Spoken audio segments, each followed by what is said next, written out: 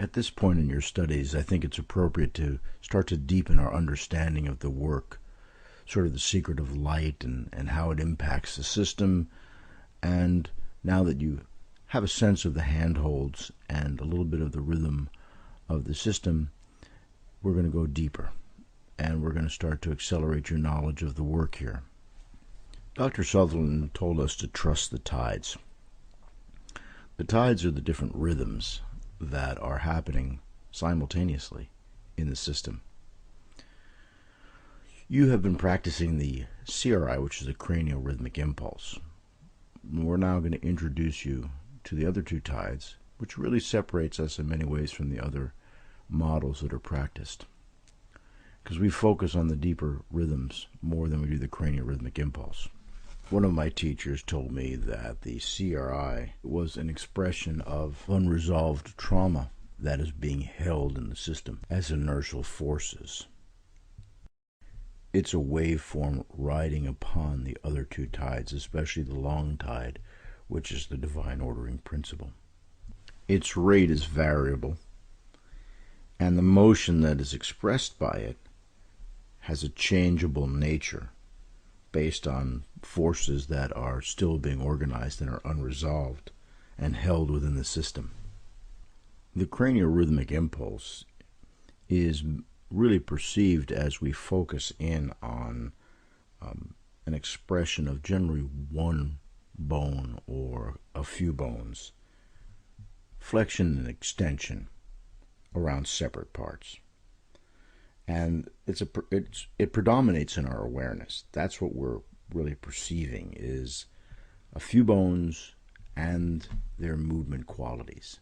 And these movement qualities are organizing around a midline. And so we hold that visualization, not too intently, within this entire field.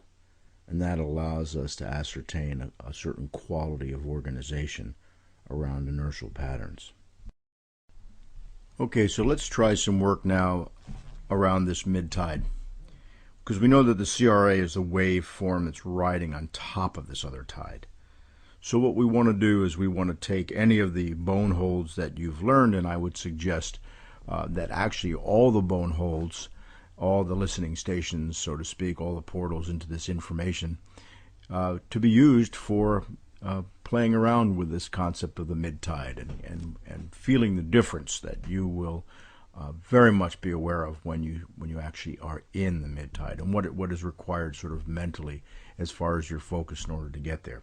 So we're going to put the hands again on the bone, whichever bone you choose, and we're going to float on the tissues.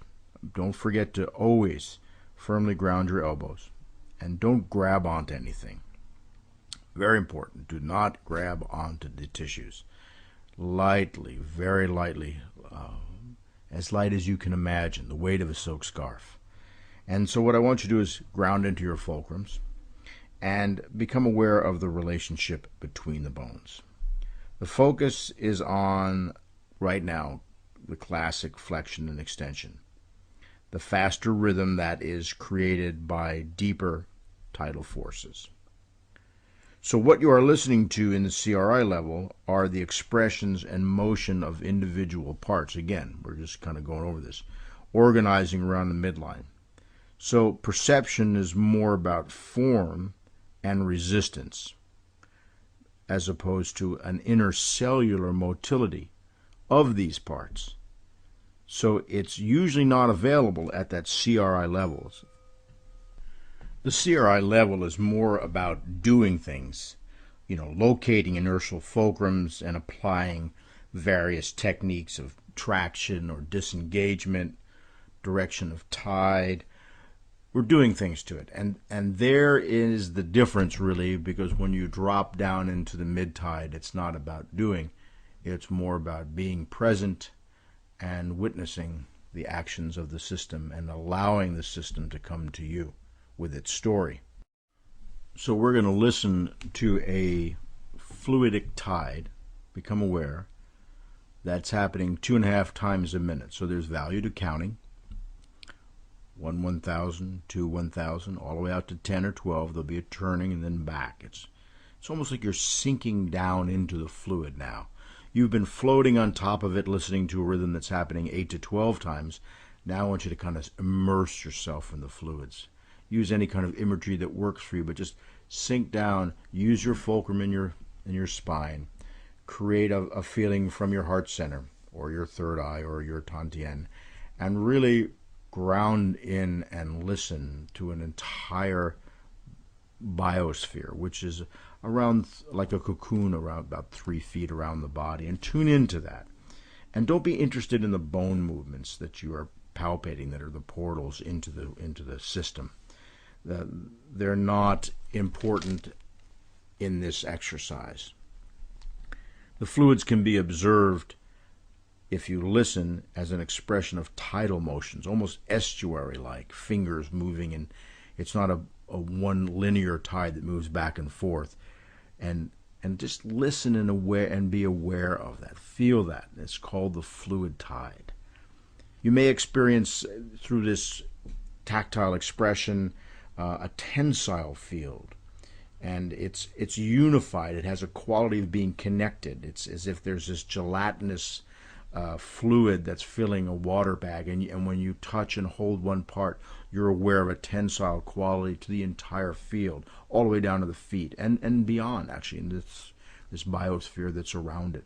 Dr. Fulford, who was part of that inner circle of students of Dr. Sutherland, who I think lived till he was, Dr. Fulford lived till he was 92, actually said that he did some of his greatest work in the field around the body.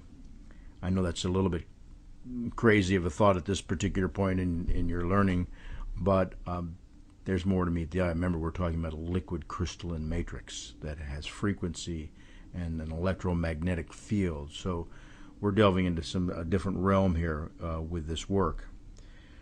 So you're becoming aware now of not just individual structures that you've been palpating in the beginning of this DVD series, but with a whole field now. We're getting into field dynamics. So you feel the body you are palpating is functioning as a whole unit, not just one little bone that you go, oh, there's that bone and it's moving like this, and we've showed you the movement quality. You want to keep that in the field, but you want to be able to palpate this whole being. And you're going to become aware eventually, and you bring it into the field now, of a midline. And this midline is a fluid midline, and you'll feel surge-like movements. And at the inhalation or flexion stage, you'll feel like this tidal surge is happening.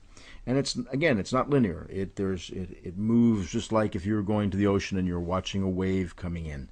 It doesn't all come in linearly with an exact line, and we want you to be aware of that surge and the aspects of it and the different feeling of it, and where some moves more easily or more quickly, and where others are slow and maybe impeded or have to go around almost like an eddy in a river. Then you'll feel this surge-like motion at exhalation. And when it resides, like the waves going back into the sea, there's a quality of receding, just like the wave that recedes back into the ocean, and a settling at that point within this tensile field. The beauty of this field of listening is that the inherent treatment protocol, which we call the body's way of teaching us, telling us what it needs, not what we want to impose upon it, in some fixed mechanical way of moving around the system regardless of what the system needs. This is more of a listening, waiting, asking type of craniosacral therapy approach. The beauty of this system is that you don't have to feel like you're doing something to it. You don't have to fix anything. You wait for the system to tell you what it needs. It's Dr. Sutherland said, get behind the curtain. It's okay. You don't have to. What would it be like not to have to know? And when you get that you don't have to know anything. You just have to be present, know the anatomy, understand the physiology, but not have to know what to fix. Because I don't care how good you are. I don't care how many techniques you know. And you may be the top shelf in your particular discipline, but you can't fix everything that comes through your door. It just doesn't happen.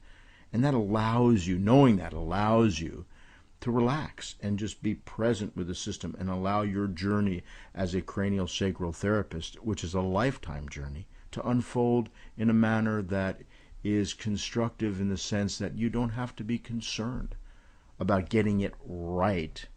You just have to be, concerned about wanting to learn and wanting to be good at what you do, but that comes through practice and not having to know all the time everything and the answers, because it just doesn't work that way.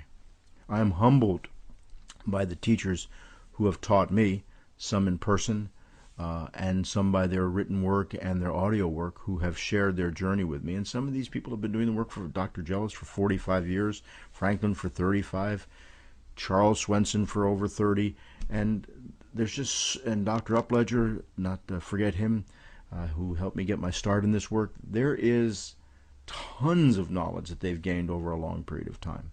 But we're just getting started.